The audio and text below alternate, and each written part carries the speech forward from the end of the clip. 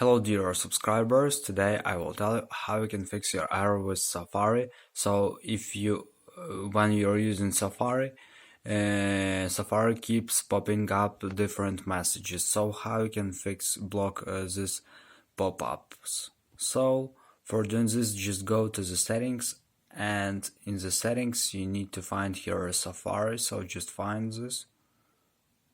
So just open it, and here you need to find block pop-ups. So just check if you turn on here, and just check this thing. If you turn off, just turn it on here, and if it doesn't help you, you can also try to open general.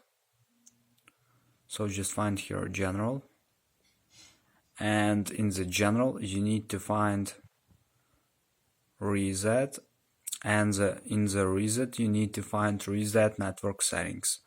So just tap here and just submit resetting network settings. So this is the way how you can do it. So I hope that one of these two methods will help you. So thanks for watching, have a nice day, subscribe to my channel, click like, and goodbye.